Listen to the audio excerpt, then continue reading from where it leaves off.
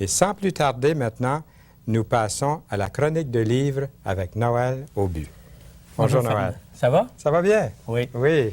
Alors aujourd'hui, je n'ai pas apporté des livres, mais ce qu'on appelle des guides de lecture. Ah bon? Oui, Et puis cette fois-ci, il ne faut pas oublier de donner le numéro de téléphone. Est-ce que je peux le donner maintenant? Ah, tout de suite en partant comme Alors, ça. on peut se procurer tous ces guides de lecture ou les livres que j'ai présentés à la dernière émission, à la Ligue pour la lecture de la Bible. Le numéro de téléphone est 514-465-0445. OK. Merci. Alors, pour cette émission-ci, c'est, comme je te disais, c'est pas des livres, c'est des guides de lecture, c'est des programmes de lecture. Ça promet, j'ai hâte d'entendre ça. Et puis, il y en a pour tous les âges. On commence avec le mini-lecteur, qui est pour les jeunes de 7 à 9 ans. Et puis, naturellement, il y a des petits textes pour le jeune. Et puis, les textes bibliques sont écrits dedans. Puis, il y a des petites questions, des jeux qui sont adaptés pour son âge. Ensuite, il y a l'explorateur. L'explorateur, c'est un petit peu plus vieux. 9 à 12 ans, 13 ans à peu près. Et c'est toujours le même procédé. C'est que le jeune est appelé à lire certains textes de la Bible à tous les jours. Et puis, il se pose des questions. Et puis, il progresse dans sa lecture. Tranquillement, il couvre pas mal toute la Bible. Ensuite, pour les un petit peu plus âgés, on a les rendez-vous. Ça, c'est les adolescents. 13, 14 ans, aller jusqu'à 17, 18 ans. Et encore là, c'est le même procédé. C'est toujours le même principe. Ce qu'on essaye d'encourager, c'est que le jeune commence à prendre l'habitude à lire sa Bible à tous les jours. Et puis enfin, on a partage. Ça, c'est pour les adultes. Alors, avec partage, on couvre la Bible en 5 ans. La Bible entière en 5 ans. Alors, il y en a qui vont dire, mais c'est pas beaucoup, 5 ans. Oui, mais c'est parce qu'on la médite, la Bible. Hein? On y réfléchit à chaque jour. Alors, c'est difficile de réfléchir à 2, 3 chapitres. Hein? Alors, on a des textes assez courts pour que la personne puisse y réfléchir. Puis enfin, j'ai apporté un petit livre, mais qui n'est pas un livre, c'est « Vive la Bible chaque jour ». Ça, c'est juste 3 mois de feuilles de méditation pour recueillir nos notes. Parce qu'à chaque jour, étant donné qu'on médite, on aime bien prendre des notes. Alors, on peut les écrire dans ce petit calepin-là, on garde ça. Et puis, si jamais on veut référer à savoir qu'est-ce qu'on a pensé sur un certain texte, c'est facile pour nous d'y revenir. Et puis, je répète juste, c'est toujours le 514-465-0445 et ça s'appelle la Ligue pour la lecture de la Bible. Dont le directeur Noël Aubu. C'est ça, c'est ça. Merci beaucoup, c'est une bonne présentation.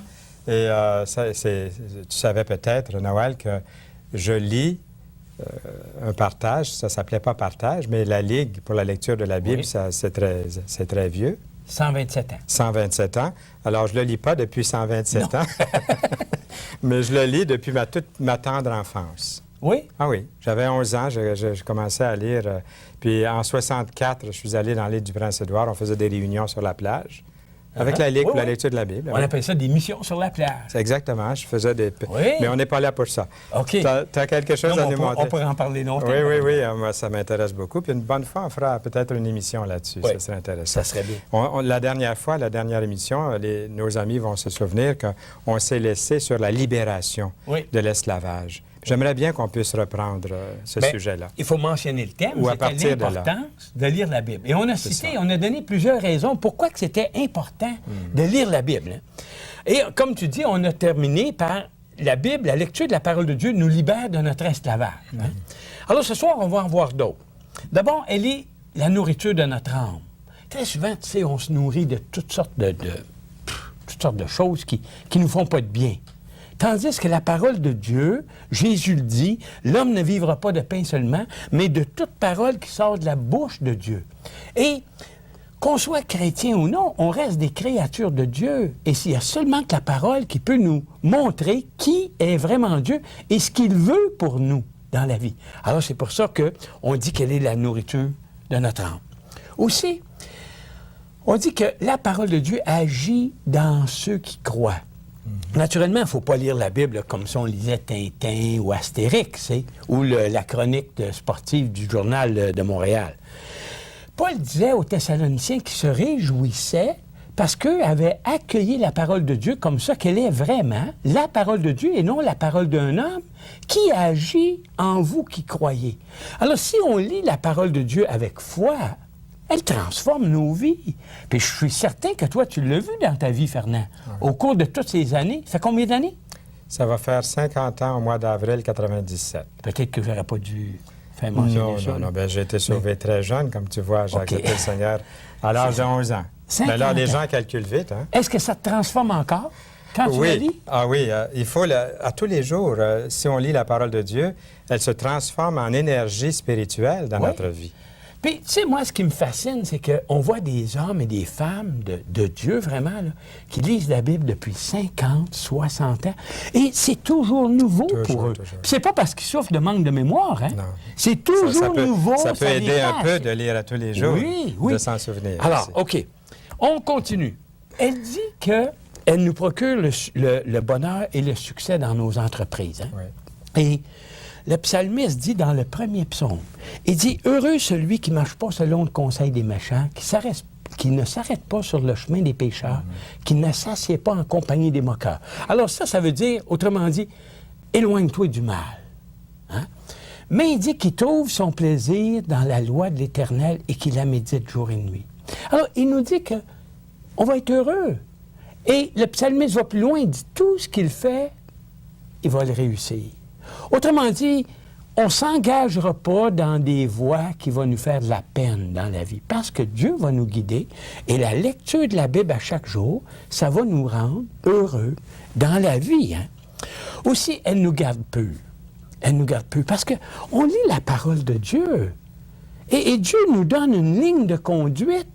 Et alors, si on y adhère, si on la met en pratique, bien naturellement, on ne fait pas des choses qui sont contraires à sa pensée, à sa volonté. Et puis, dans les psaumes, on peut lire, il y a une question qui est posée dans les psaumes. Comment le jeune homme rendra-t-il pur son sentier? Autrement dit, comment est-ce qu'il peut marcher d'une façon pure dans la vie? Et la réponse est en observant ta parole. Je pensais au verset « Je serre ta parole dans mon cœur afin de ne pas pécher contre toi. » Exactement. Si on la lit, on la garde et on la serre dans notre cœur, bien, ça nous est très difficile de pécher. Ça ne veut pas dire qu'un enfant de Dieu ne tombe pas. Non pas qu'on approuve ça, mais au moins, on sait qu'on peut se relever. Dieu est avec nous, on peut lui demander pardon. Il nous pardonne parce que ça a déjà été fait sur la croix. Hein? Jésus est déjà mort pour nous sur la croix. Aussi, elle éclaire notre chemin. Elle éclaire notre chemin. Le psalmiste dit « Ta parole est une lampe à mes pieds et une lumière sur notre sentier. » Puis tu sais, dans le monde qu'on vit aujourd'hui, même si les gens n'aiment pas entendre ça, le monde vit dans les ténèbres. Ils vivent dans la noirceur. On n'a pas besoin de faire une longue thèse là-dessus. Tu as juste à peine de regarder le nombre de difficultés qu'il y a dans la vie, de meurtres, de vols, de guerres, de violences et tout. Ils vivent certainement pas dans la clarté de Dieu. Alors, ils vivent dans la noirceur, dans les ténèbres, et c'est la lecture de la parole qui est comme une lumière à tes pieds. Tu te promènes, tu sais où tu vas, parce que Dieu te guide par sa parole. Un autre point. On dirait que la parole, elle est utile pour le service. Hein?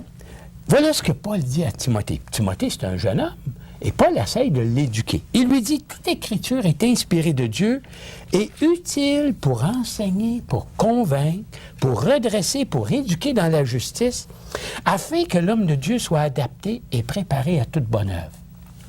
Il y en a qui pensent que préparer à toute bonne œuvre, ça veut dire devenir un pasteur. C'est pas ça.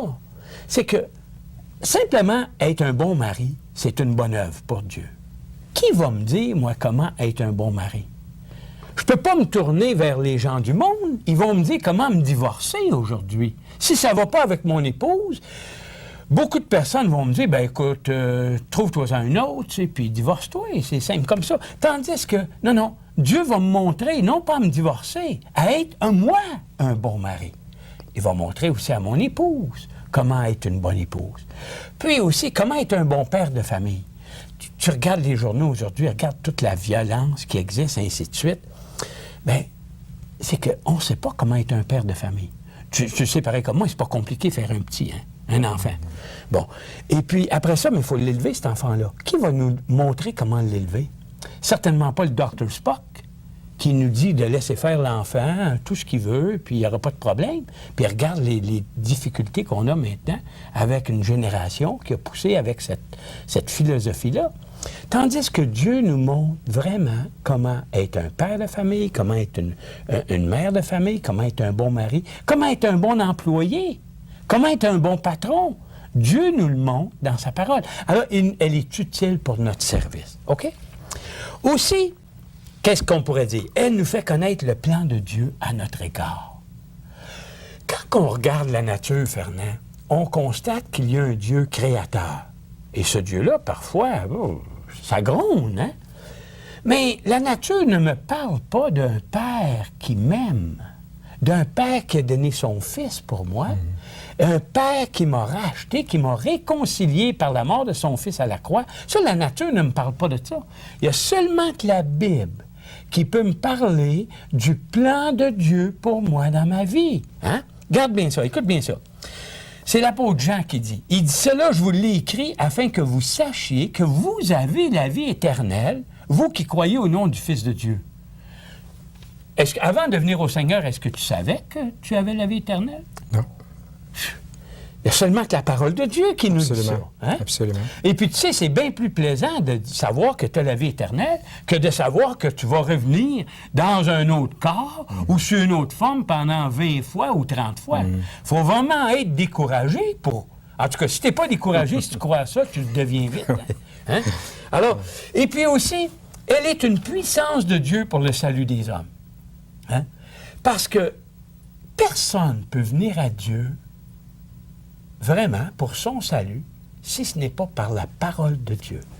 Et l'apôtre Paul disait, il dit, moi, je n'ai pas honte de l'Évangile. Et puis, on sait que le mot Évangile, ça veut dire bonne nouvelle. Hein? Alors, il dit, je n'ai pas honte, moi, de cette bonne nouvelle-là. C'était quoi, cette bonne nouvelle-là? C'était que Jésus était mort sur la croix pour l'humanité.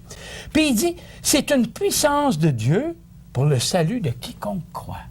Et ça, c'est fantastique. Quand tu t'arrêtes pour écouter ça, tu dis, quiconque croit. Ça veut dire n'importe qui. Jaune, noir, blanc, petit, vieux, voleur, hein? Puis meurtrier. En plus, je pense, Noël, les gens peuvent même mettre leur nom, leur prénom Ben oui, c'est. au mot quiconque. Ben oui, certainement. Moi, ce qui m'émerveille, c'est le larron sur la croix. Hein? On est porté à dire le bon larron. Il n'était pas mieux que l'autre, c'était un voleur. Point. Hein? Et puis, à la dernière minute, juste avant de mourir, il se tourne vers Jésus et il met sa confiance en lui. Ce gars-là, il n'a jamais été baptisé. Il n'a rien fait. Il n'a rien fait de bon dans sa vie, à part que d'avoir une bonne pensée pour Jésus, une confiance en lui. Et Jésus lui dit, juste avant de mourir, aujourd'hui, tu seras avec moi dans le paradis. Vois-tu? Alors, c'est vraiment une puissance pour le salut de tous les hommes. T'sais? Et puis, un autre point qui est important, c'est que c'est une arme contre Satan. Oh, les gens, Satan, ils vont rire. T'sais? On n'ose pas en parler aujourd'hui de Satan. Et ça, c'est une des tactiques de Satan. Moins qu'on en parle, moins qu'on pense à lui, mieux que c'est. C'est assez étrange qu'on ne parle plus de Satan, mais qu'on voit ses œuvres partout. C'est ça. Il s'agit de regarder la première page de n'importe quel journal pour réaliser qu'il y a une puissance démoniaque qui agit, qui détruit, qui démolit. Exactement. C'est ça. Oui. Et puis, regarde Jésus, quand il a été tenté dans le désert, parce que Jésus a été tenté comme nous, hein? Il a été tenté dans le désert. Il ne s'est pas engagé dans un long discours avec Satan, puis tu devrais pas faire ci, puis tu devrais pas faire ça, puis pourquoi tu me tentes comme ci, puis ça doit dépendre de ma mère quand elle m'a porté, j'étais jeune, puis tu sais, non! Il a simplement dit à Satan, hein, il est écrit. Il lui a cité la parole. Et tu sais, on avait dit à la dernière émission que la parole de Dieu, c'est la vérité. Hein? Elle est la vérité. Et Jésus, il dit que Satan, lui, il est le père du mensonge. Non seulement un menteur, le père du mensonge. Comment est-ce que le père du mensonge peut résister devant la vérité? Il ne peut pas. Absolument pas. Alors, c'est pour ça que l'apôtre Paul dit que c'est l'épée de l'esprit, la parole de Dieu. Et si on la cite, si on s'arrête, on la prend, on y croit, on la prend par cœur, on la cite lorsqu'on a une tentation, ça fait drôle ce mot-là, tentation, hein? Mais ça existe encore aujourd'hui, eh bien, ça s'en va. Hein? On se rapproche de Dieu, Dieu s'approche de nous. Et puis, un autre point qui est intéressant. Il est dangereux de la mépriser. Regarde bien ça, je vais te lire un petit texte. C'est Jérémie qui dit, c'est Dieu qui parle par Jérémie. « Écoute, terre, voici, c'est moi qui fais venir sur ce peuple le malheur, le fruit de ses pensées. Car ils n'ont pas été attentifs à mes paroles. Quant à ma loi, ils l'ont méprisée. » Et puis, on sait que le peuple de Dieu, il le chérissait, ce peuple-là. Il l'aimait. Mais le peuple de Dieu, Israël, n'avait pas voulu marcher avec Dieu. Et Dieu a fait venir sur eux un malheur, pas n'importe quel malheur, le fruit de ses pensées. Ouais. Alors, si on n'est pas avec Dieu, on est avec l'ennemi. Et Dieu nous juge de cette façon-là. Alors, c'est pour ça qu'il faut vraiment se dire dans la vie, non, je vais m'attacher à la parole de Dieu. Comme tu as dit tantôt, je vais la serrer dans mon cœur, je vais l'apprendre, je vais la lire, je vais la méditer. C'est pour ça que nous, à la Ligue, on a ces petits guides, ces programmes de lecture pour que, dès leur jeune âge, les enfants puissent s'habituer à lire la Bible à chaque jour. Et c'est ce que je vais faire dans un instant, mon cher Noël. Je vais les encourager à lire la parole de Dieu, puis la documentation. Reste bien assis à côté de moi. J'aimerais bien que tu nous apportes une parole à la fin de l'émission, le mot de la fin. Parfait. Et puis, c'est dommage qu'on ne puisse pas continuer encore des heures et des jours à s'entretenir parce qu'on pourrait le faire facilement. Ouais.